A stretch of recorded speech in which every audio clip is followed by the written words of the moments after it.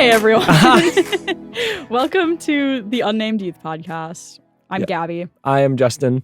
And here we are joined by the lovely Keelea. Keelea, hi, how are you? Hi, I'm good. I'm glad to be here. Tell us about yourself, Keelea. What do you want to know? I don't know. What should I tell you? One silly thing and one serious thing. What's your favorite thing about being a millennial?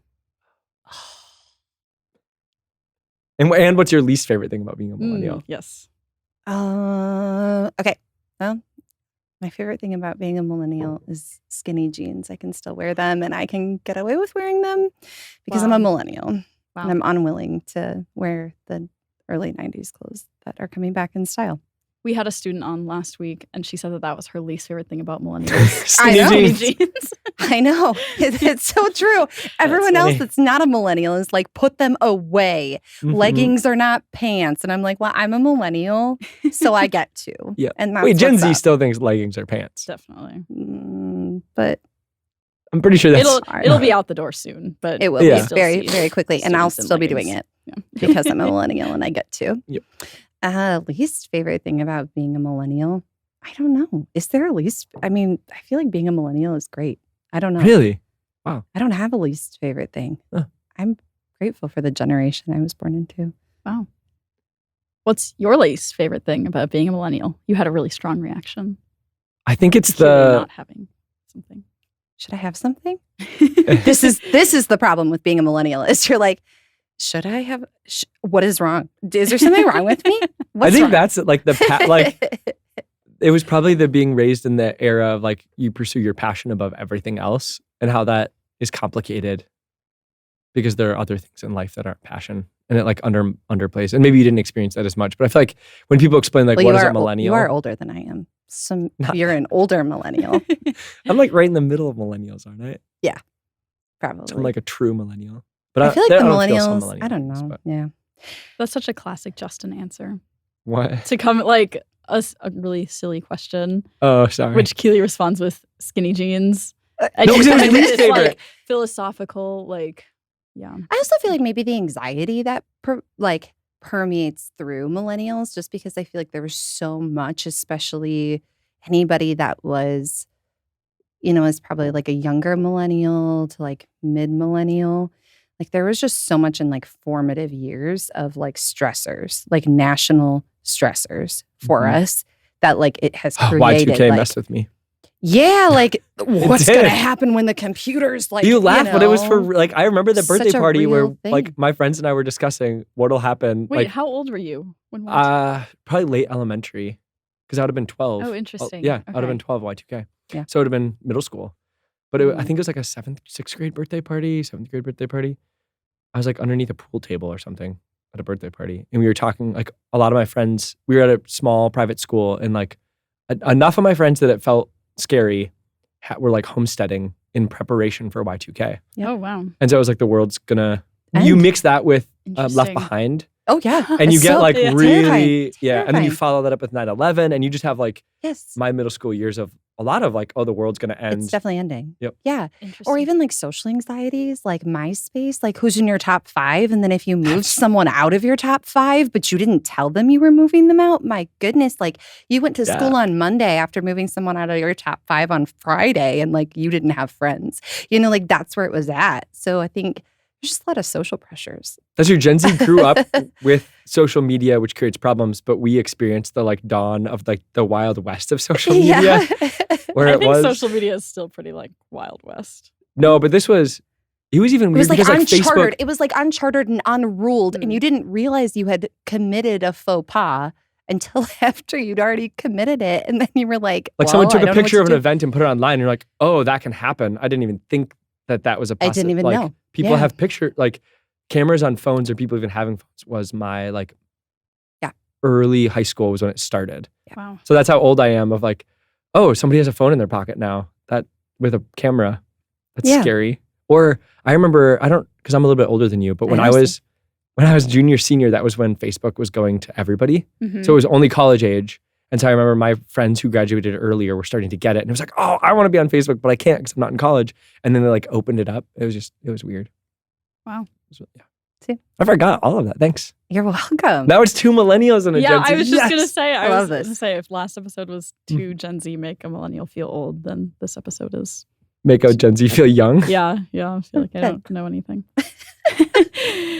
Okay, so we are continuing on with some awesome questions that you students sent in regards to our marriage, dating, and sexuality series. We did a Q&A last, 2 Wednesdays ago, maybe by the time you're seeing this. And we covered 5 questions. So wow, that was really good. Wow. So we have a lot more to get through. We probably won't even get through all of them today. But Keelea's here to help us and to bring some wisdom and insight. We'll start with a fun one. Who should be the one to initiate the relationship, boy or girl? Okay, well, you're both married. Yeah. So, like, who initiated your relationships with your spouse? Oh yeah, that's right. We were supposed to tell our Well, stories. I'm just of how we met. I want to know Yeah. because I think it is helpful in this conversation. Yeah. Well, I met Elijah in high school / youth group. And I had a crush on him because he was, he went to church and was cute and played the guitar. And that was like pretty much the extent of the criteria. I thought. The 3 check boxes that you I need. think those are solid checks. Yeah. And we had French class together. And one time, okay, here's what really sealed the deal was one time we were like put in a group during French class to work together. And me, Elijah, and then some other person was in the group. And we were talking about High School Musical 2. And it blew my mind because Elijah knew like some of the songs from High School Musical 2 and was talking about how the song I Don't Dance from High School Musical 2 was his favorite song from High School Musical movies. And then I was like, that's I'm going to marry this He's person. the one. He knows about High School Musical. He's cute. He plays the guitar and he goes to church. Yeah. What more could you want in a spouse? So anyway. What more could you need in a spouse? What more is there? So if you saw the teachings, that's when we started calling him Lawnmower. That's a whole story in and of itself. But and he knew that I had a crush on him. And to no surprise, thought that I was kind of weird and annoying at the time. So did not do anything with that information, which I tease him about to this day. But that was fair. I was kind of weird and annoying when I was 15. So Who wasn't when you were 15? Yeah. And I had a lot of growing up to do. So it's probably good that nothing happened. But when we moved back to Point, we both moved out of the state and then ended up moving back for various reasons. We reconnected as leaders at youth group, and we knew each other and were friendly in high school. So when we reconnected, it was like, oh, hey, how are you? But who asked who out first? Yeah, he asked me out. There you go. Well, there was did she know the event that happened before he asked you I out? did. I knew it, but I don't know if oh my gosh, I just thought that was public knowledge. So much lore. Yeah. There is. So we went to... Everyone was heavily invested in this. Yes, I do. I remember that. I remember Matt Wilhelm and Steve Berg. I'm naming you publicly because I remember coming into work the day after Elijah had asked me out, and Steve was like, so? And I was like, leave me alone. I don't want to talk to you about this. Well, there was like also one of the stories that I got told because I wasn't at that fall retreat. Yes. So it was like, it was a mythical story as I got here. Yeah. They were like, we need to let Justin know of all the things he needs to know. Top of the list. Yeah. Wow. And just, Yeah. Well, so fall retreat, Elijah and I were both there as leaders. I was an intern, and we taught all the kids how to swing dance, and I taught Elijah how to swing dance. And that's a good meet cute. Yeah. That's so cute. Yeah, I didn't really think anything of it until he texted me the next day. Yeah. And I was like, oh, that maybe meant something to him. Wait, how could you not think anything of it? This gets to the confusion of dating for people. Is there's a guy who's single, you're single, you had a crush on him, and then you teach him. At one point, but then you're but then like, you I'm teach older him now. to Yeah. But then you teach him to swing dance, and you're just like, oh, there's no way he's going to be interested at all. Well, okay, so I was going to school in Colorado, and in the place that I was going to school at, there was like swing dance I mean, they were like bars, but not in like a gross kind of way bar. But they were like dance like bars where you would like go to dance. So like I would go with my friends and you would get asked to dance by a guy and then you would dance and then you'd say, bye. That was fun, thanks. And that was that. It wasn't like a, I don't know, romantic thing. It was just like a fun thing that people would do. So I just didn't really, I just thought I was imparting wisdom about dancing to someone else. So I'll use that to answer this question from my perspective of, I was so confused in middle school and high school because of that. Because if you're a guy and you're like, oh, she just asked me to swing dance with her, in like my middle school brain, I was like, well, how could she not like me? But then it only takes a couple times of realizing they don't to then stop you. That's so, when I think of who should initiate, my first thought was, like, it's simple if you know that only one person should socially, because then you're like, well, you know who it's on. Like, you know who needs to do it. Sure. So if it could be either and you don't know, then it gets weird because you're like, well, why did they not ask me? Does that mean they don't want to? And you start like second guessing everything. So with Melissa, I had never asked a girl out. So I dated a couple girls. And I mean, I kind of technically, there's a girl in middle school, I think I told the story, where I like asked her friend over MSN Messenger, which is part of that Wild West. I like asked her friend over MSN Messenger and then she asked her live. For you. I know, it's terrible. And I like saw her 2 times at a youth group I went to because she was going there and then we broke up. It was like the dumbest thing ever. That was middle school dating. But I'd never asked a girl. They always came and like asked me. And not they always, 2 times. And so during college, I got friend zoned over and over again because I would like get to know a girl. I'd be way too scared to say anything. And then I would like start to like them. And then because we were hanging out, they would not like me back, or it was clearly, they were, you know, teaching me to swing dance when they had no interest, those kind of situations. No, sorry, I keep like throwing you under the bus. But it was so, it was like confusing. And so I had like seen Melissa a couple times and I was interested. And then Matt Newmeyer, thank you, Matt. He, I think works or just serves at a church in Chicago somewhere. Anyway, he was my discipler through crew. And we met up one time at an Applebee's. Still remember the booth I was sitting in, even though they just demolished that Applebee's. And sorry, sad day for Applebee's. But I still remember I like mentioned her name and he immediately was like, you need to ask her out. And I'm like, oh, I barely know her. He's like, I don't care. I don't want to watch you get friend zoned again. Ask her out. So I called her and I was really nervous. And then when she answered the phone, I said like, hey, do you have some time to talk? And she said no, and then hung up.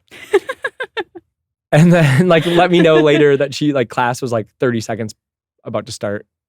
And then I called her like at 11:30 that night or something. And we went on dates and And then there's other things too, but yeah. There you go. So I eventually asked her out and it worked, but. So in both of our stories, the boy initiated. Mm-hmm. Yep. Is that the rule that we would hold up? I wouldn't say I guess it's a unless rule. you count me asking Elijah to swing dance as initiating, which maybe you wouldn't. I don't know. I wouldn't. Because I think that's the weird part is I think initiating the relationship means clarity in being interested in the other person for a dating relationship. Sure. So if yes. I would not say that you're initiating a relationship if all you're doing is like hinting. That's not initiating a relationship. That can be good to do. It's not that you can't hint, but don't think you're initiating a relationship. This is to the middle school and high school students. If you are hinting to someone, you are not initiating a relationship. You're hinting. Just to be clear. If you tell someone, I like you, I'd want to date, would you be my boyfriend, girl? Like those kind of things are, right. I don't know, that's. And to that, who should do that? That's their question, right? Yeah. Yeah. Do you have an answer? I have like kind of an answer. You go first. Okay. My kind of answer is if you're a guy, yes, you should. Because no matter which way they go, you should. So that's the weird answer is like, if you're a guy, yes. If you're a girl, I don't know. What do you think? I think that if you are a girl, I don't know. Maybe this answer will get me in trouble. I don't know. No one really watches this anyway, right? But I think that if you are a girl and you are interested in a guy and it's to the point where you feel frustrated, confused, and are not sure what to do, and caveat, and you're in a place where you wouldn't be going against your parents' wishes to be in a dating relationship. You are healthy to be in a dating relationship, all the kinds of things that we talked about in our dating teaching.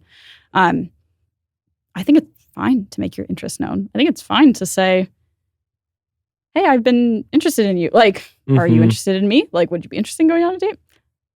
I think that's fine. Yep. I think going on a date is just that. It's just going on a date. It's just getting to know someone. It doesn't I think sometimes dating gets to be this really you're looking for the one and all this crazy. We put all kinds of crazy pressure on it. But the truth is, if going on a date is just to get to know someone to see if they would be a good boyfriend or girlfriend. So I don't think it's that deep. But that's just my opinion. What do you think? I like it. Yeah. No, I think either one could. Especially, I think if you, I think you need to understand what the parameters are in your home around what that looks like. And if you should or can. But I don't see any reason why. I just traditionally have not. Does it, you know what I mean? It's not like I would be against that. I just, in anyone that I've ever dated, I just have never been the person to initiate that relationship. Yeah.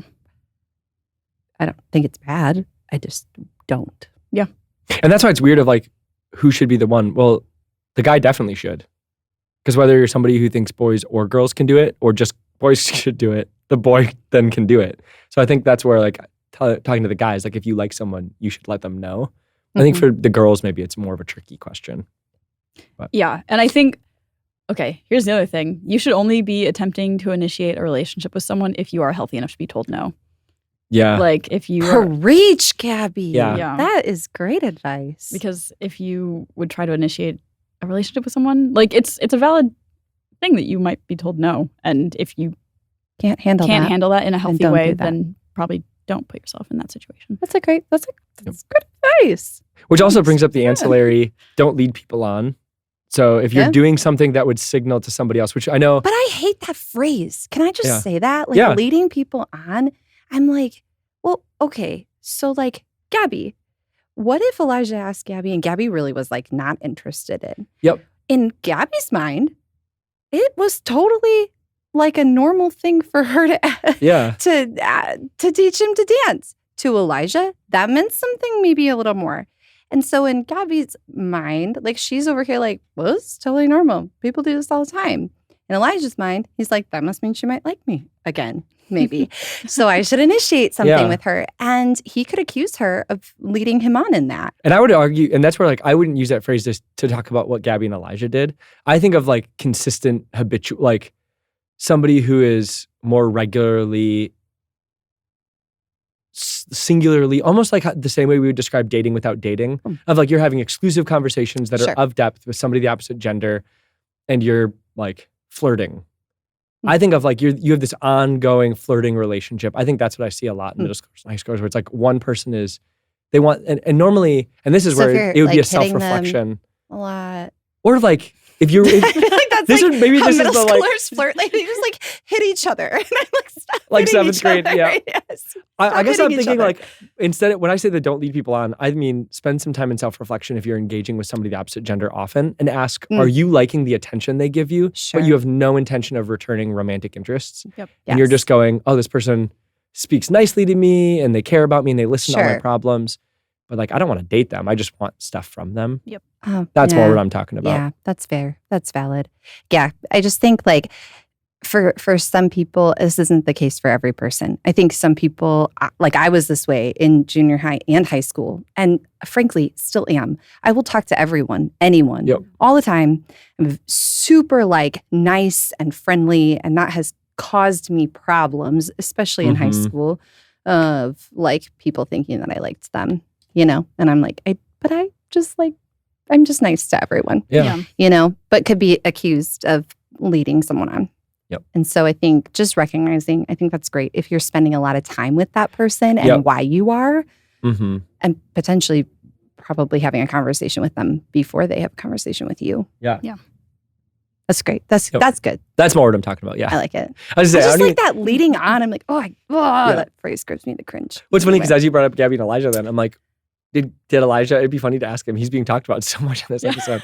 But did he think that meant Gabby liked him, or did he all of a sudden go, oh I like Gabby. her. Yeah. Gabby. So did you accidentally just garner interest from Elijah? Yeah, I think it was more the second one. Good. The way that he tells it. We'll have to ask him. Yeah. Yeah. All right. This is a fun topic. Yeah, this is really fun. And I think adjacently related is maybe this one here. So we kind of talked about it maybe a little bit, but just to talk about it more explicitly. When should you define the relationship? When should I DTR? Yeah. And then define the relationship as if we couldn't. At the point that you're asking the question, when should I? Yeah. Should. That's exactly what I said. If you're when I going to saw this yourself question. like, we should probably have a conversation Or about what this. are we, if you're asking the question? Are we? Yeah. Yeah, that's a great time to have the conversation of what are we? Yep. I think Make whenever sure you're on the same page of what you are. Well, I think whenever the relationship changes is also good times. Because like DTR, in some ways, if you're not familiar with it, define the relationship, it could mean clarifying that you are boyfriend or girlfriend or that you're not. But I think like DTR is also worthwhile because there's different stages of what you could be.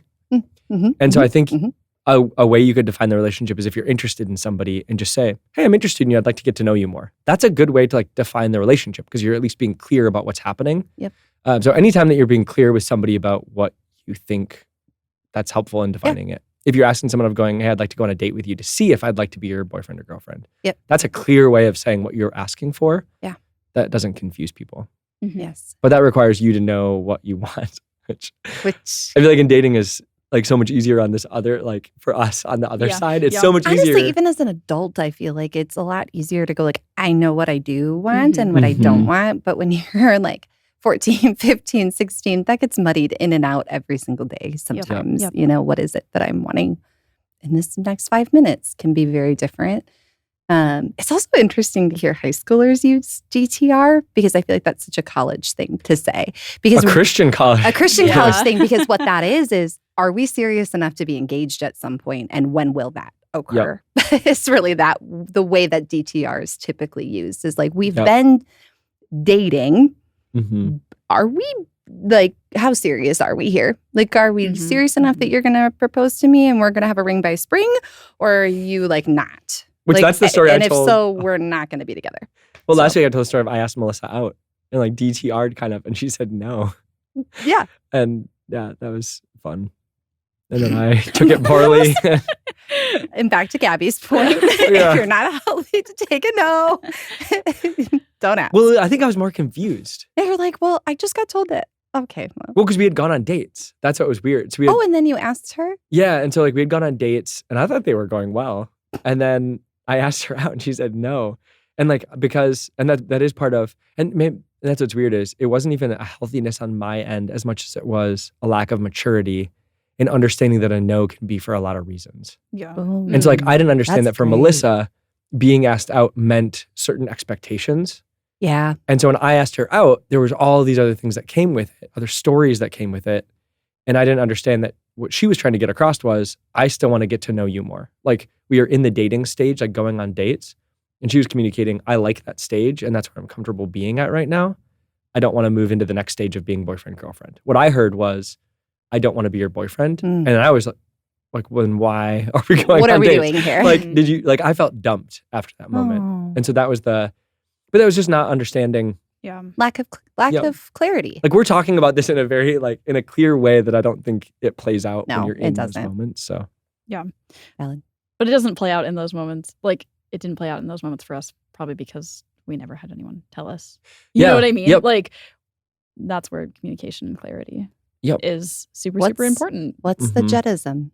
Clarity brings confidence, which brings the courage to act. Is that the phrase? Yeah, that was really good. Yeah.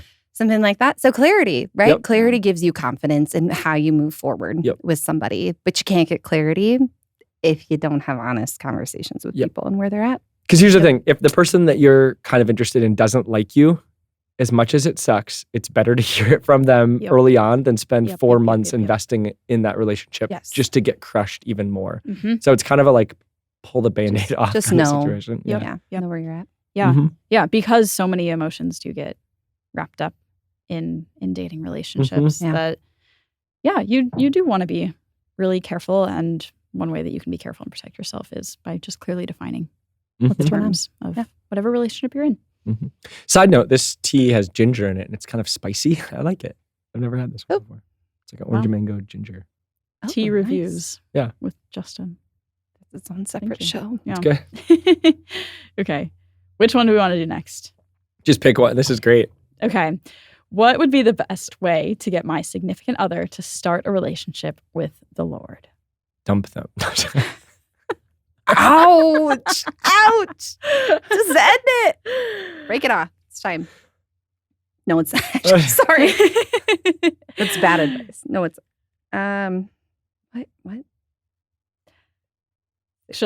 Can I chime in? Yeah. Oh, yeah. You guys I'm sorry. I'm just sitting here thinking about this. Yeah, I think when was it week 2 that we talked about who you should date? Mm-hmm. Yeah, we said someone following Jesus. So maybe someone heard that then and then heard that as, okay, well, the person I'm dating isn't following Jesus. So how do I Either to break up or get them to follow Jesus. Get that to happen? Mm-hmm. But I would really caution towards this attitude because whoever it is you're dating, you don't want to be the foundation of their relationship with the Lord. Like you don't want their relationship with Jesus to hinge on whether or not you are dating them, because that's not really a genuine faith in Jesus anyway. So my encouragement would be, I mean, yeah, I maybe wouldn't say it as harsh as you dump them, but I was like half joking. Yeah, Only but I think there is something to be said about if you're serious about your walk with Jesus. The Bible is pretty explicit that we shouldn't marry someone who isn't also following Jesus. So that does kind of leave you with 2 options, which is just pray and hope that they find Jesus, which the longer you're dating, and if that doesn't end up happening, then again, like we said, the more painful that becomes further down the road, and the more difficult decision it becomes to say, well, am I going to marry this person or am I going to break up with them? It's I had a second point to that, but yeah, the rain has now distracted me. Yeah, so, sorry. I was really confused by the sound. Yeah, someone else chime in. I was going to say the same thing. I think if you're asking that question as a believer, you are already kind of walking yourself into some dangerous spaces simply for the fact that like that person may or may not say that they might come to youth group with you. They might come to church with you. They might even say that they're a believer simply so you stay with them. Mm-hmm. That is not the same thing. And that is certainly not what we would want for that person. Yeah. You're not saving them. Jesus is. And so they absolutely need to know Jesus. Now, it's not to say that bringing someone to youth group, bringing someone to church can't be a conduit to that. Of course it can be. But you need to have right reasons. And the helpful way to get some right reasons might be to give yourself some space. Yep. In the relationship. Yep. Yeah. Well, I was even thinking to try to give some more empathy than my gut response. Break up with them. Well, there could be like specifically because we're going through this series, there could be 2 things I'm thinking of that could happen, which is one, we're going through this and you're realizing, oh, I'm not like I shouldn't be dating somebody who's a Christian. Now what do I do? Because I'm dating them right now and you're going through the series. And I didn't know. Justin and Gabby. Yeah. Mm-hmm. Or like if you become a Christian while you're dating someone who's not a Christian, which is also a whole different thing. And so that then leads me to even what you said of somebody can say they're a Christian and just say that.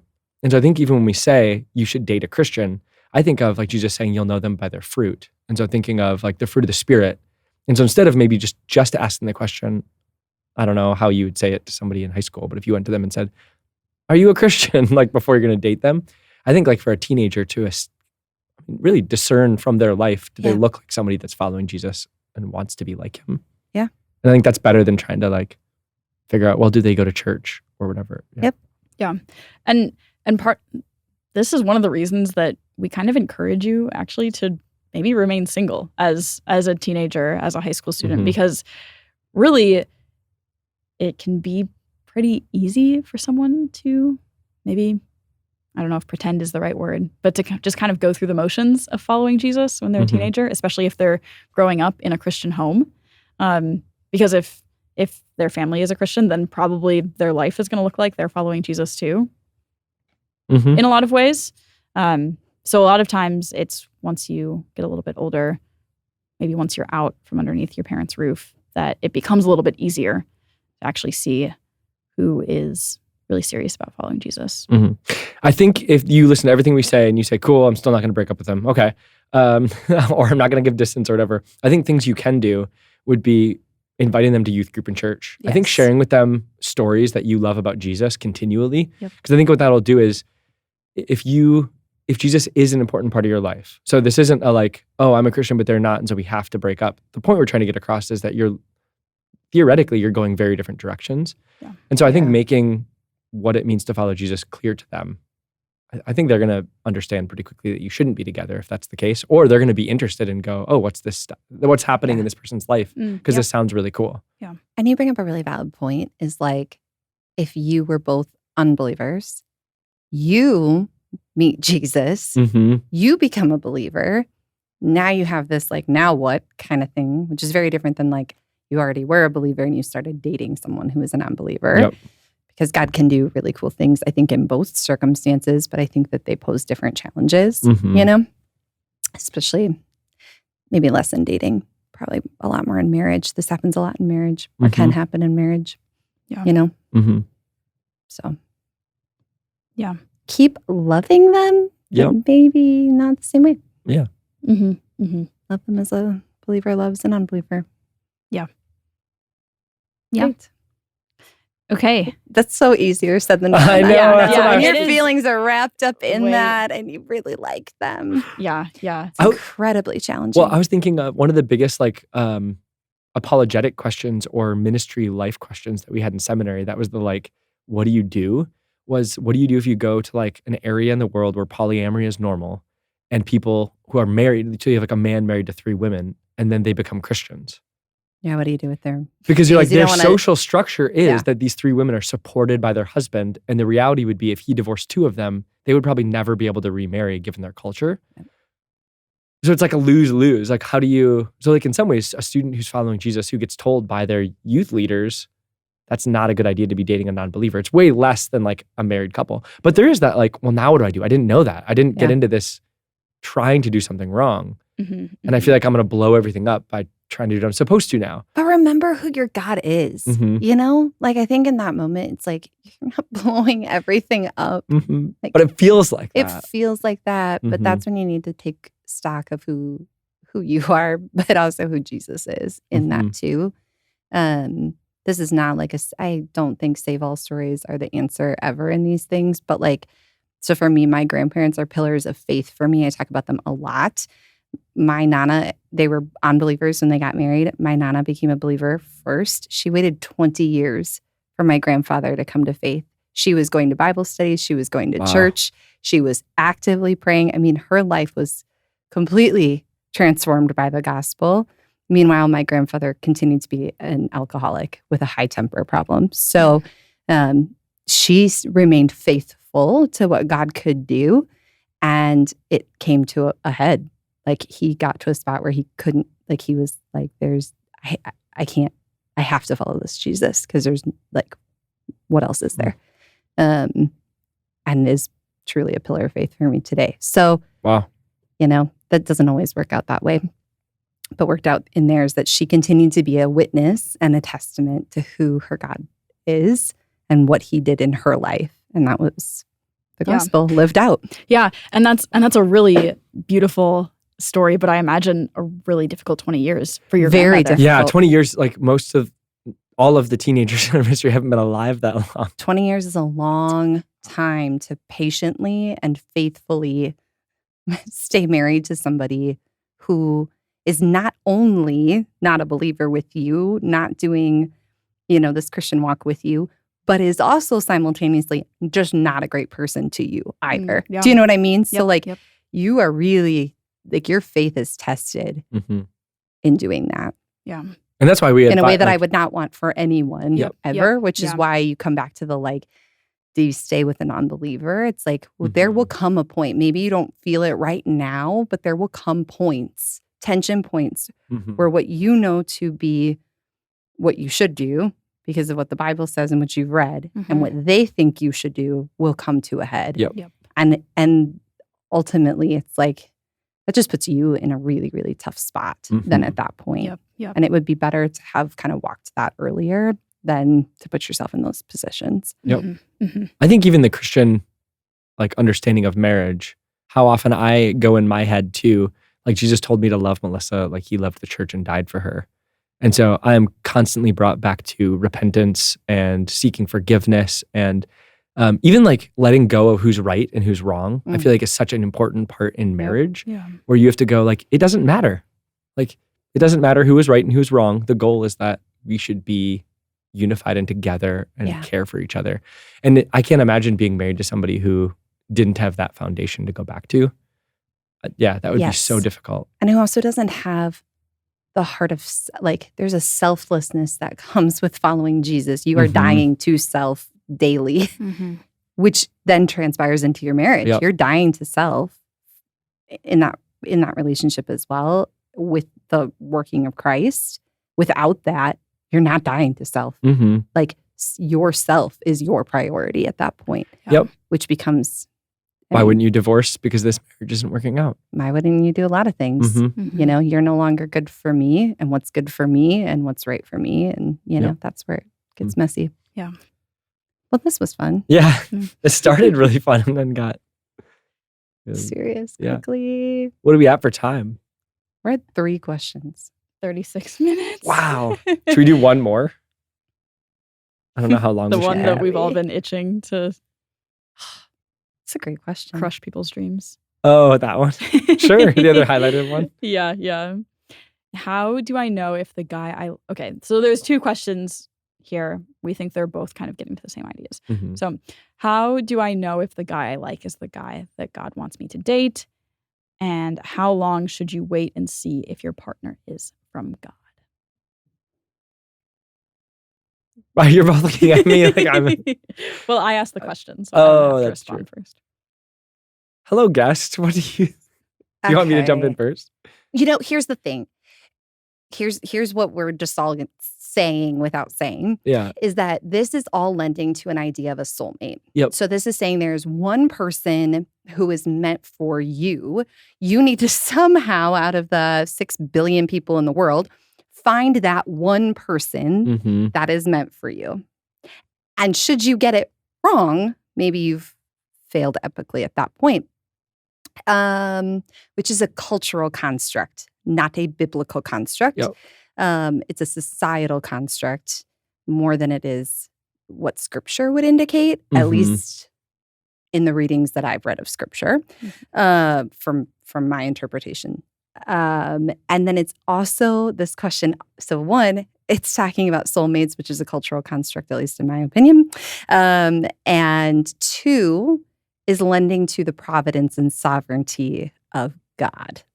Which that's why I think this gets deeper because... Which gets into some really heavy, weighty discussions that you're probably not even thinking about in asking these questions. Some of them they probably are, though, because I think this goes along with the question of which college should I go to? What should my job be? Like the providence and sovereignty of God versus or alongside of your free will. So like what decisions do I get to make? Because I think it's really overwhelming if your idea of life with God is that he has this perfect plan for you. And you better not accidentally pick the wrong choice anywhere in there or oops. So stressful. Like now so stressful. Now I've messed it up. Yeah. Which brings you back to the Psalms. You know, when it's like your goodness and mercy follows me all the days of my life. And you think about that, and you think about why would God's goodness and mercy have to follow you all the days of your life, not go ahead of you all the days of your life. It very specifically says follow you. Well, why would his mercy be following after you? It's because sometimes you make choices that do leave a bit of a mess. And man, his goodness is coming right after you, you know, like and working that mess. And that should be a beautiful picture of who our God is. It doesn't take pressure probably off of you, but I think it should remind or encourage us that, you know, we need to just make those choices in prayer and do what we can do, but understanding that God is coming after us in all of that and working it together for his glory, for our good. Is there one? Is there just one? I think one of the things that I think this kind of the mindset of like soulmates maybe then undermines is 2 things about marriage. 1, it sets up marriage as like, well, if you somehow magically find that one person out of the, how many people are in the world? 6.9 billion? So it'd be 3.75 billion. people? Assuming 50-50 gender. Yeah. Oh, yeah. Sure, That's sure, good. sure. Thank you. Yeah, you get an easy Thank you. 50 cut right away. Yeah. Yeah, 50 Everyone cut. was so worried about 7 million. Like, or 7 billion. 3.5 billion. Easy. Oh, 3.5 billion, easy. done. That's a Yep. needle Once in you a get to like haystack. regional stats, it gets a lot It gets easier. a little weird, but and then you start to like demographics, age, Yeah. like where you lived, where it's really they like one in a live. couple thousand probably. Yeah, There we it's go. fine. It's There we fine. It's go. fine. But yeah, first of all, that puts a ton of pressure and anxiety around the idea of like dating, and that's where like it comes back to like what I was saying at the beginning of like going on a date is just going on a date. Like you're not on this massive quest for like your one soulmate. Like you can take that pressure off of yourself. That like Keelea was saying, I don't think that's a pressure that we find in the Bible anywhere. God is a God of peace. So if your mindset about life is what Justin was saying, of like there's this one path that you have to make all the right choices in, and of course like God defines parameters for how we should live our life, but yeah, this gets at a different idea of like there's a right college that you need to go to and a right job that you need to get and a right person for you to marry, and that's just so anxiety inducing. Like I remember having that mindset in like high school and college, and it did not lead to a peaceful like life of trusting God. So that's just really stressful. But it also sets up this idea of like if you find that one person, then marriage is going to be so easy. Like oh, the hard part is then finding who that soulmate is, and then once you find that soulmate, then everything's going to be just peaches and cream, and it'll just work out so well. And if that's what your mindset is, then you're going to get married and you're going to say sadly disappointed and probably. like freaked out. Yeah, You're say, wait, this isn't went wrong, easy. I guess I didn't find my soulmate. I didn't do the right thing. Oh no, that's so stressful. That's so stressful. So we don't want you to carry that with you into a marriage or a dating relationship even. And then I think the other thing it does is it really, really sadly undermines the vows that you make when you get married.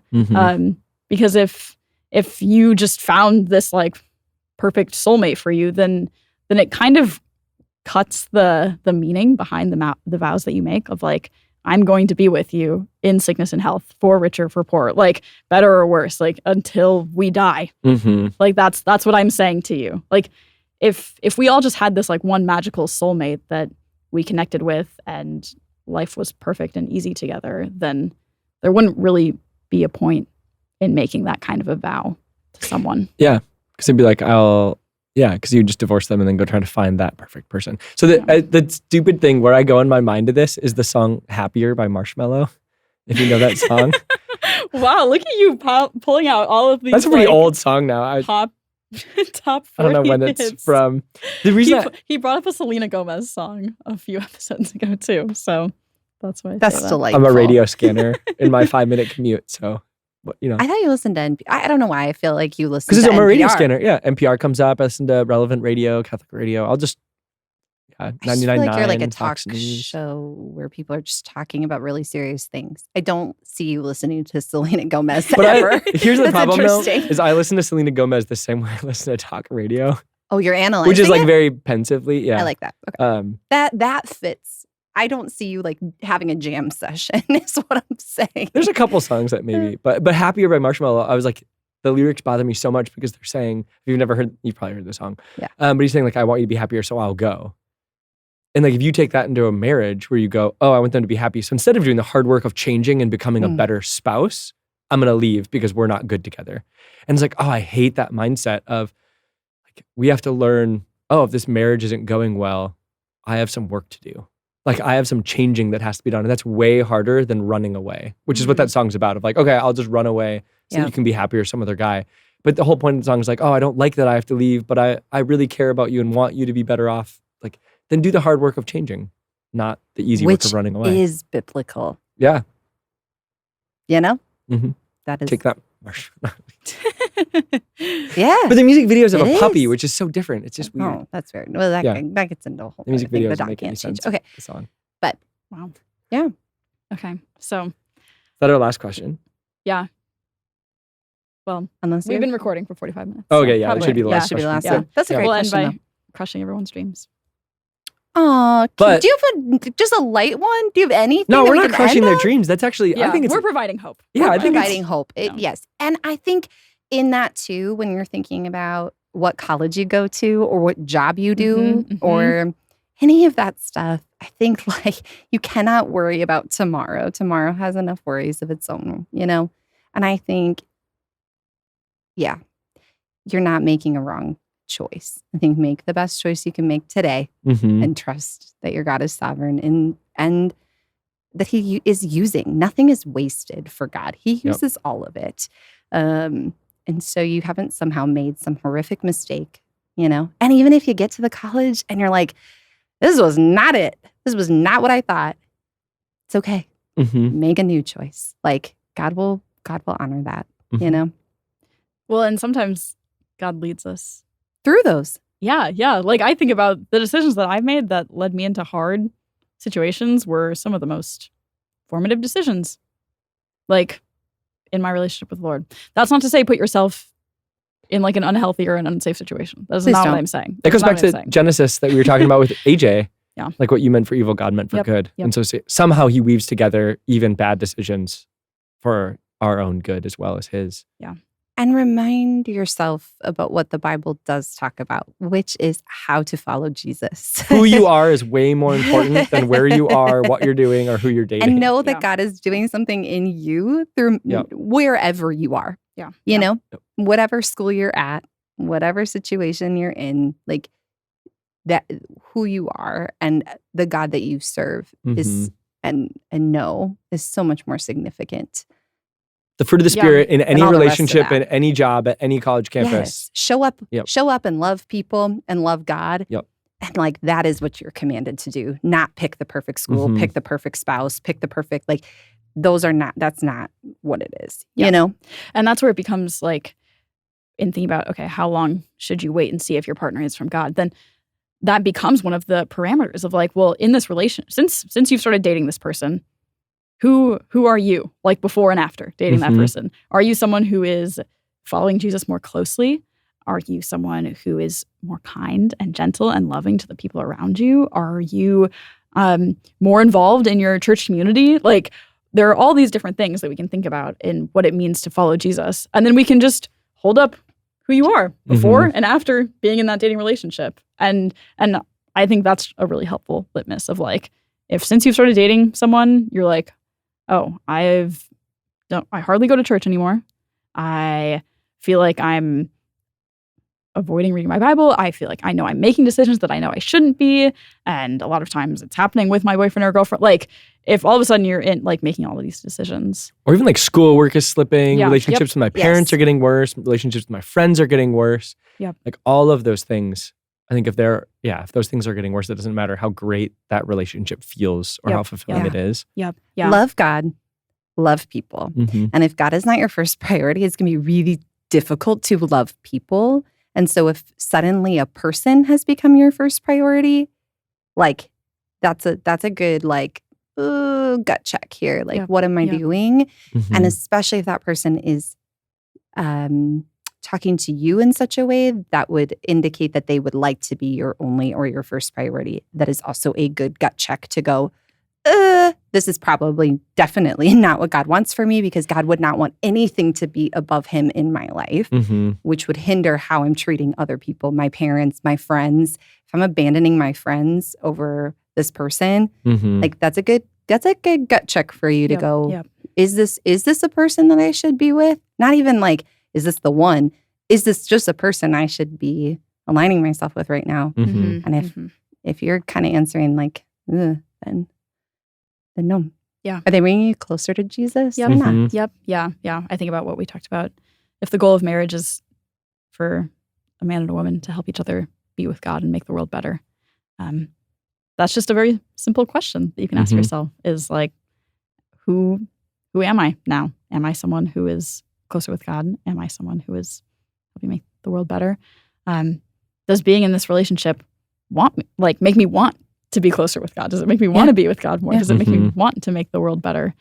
And if the answer is no, then that boyfriend or girlfriend probably falls outside of like the parameters of how God wants us living our lives. So Mhm. Yeah. I don't like to think of like a one.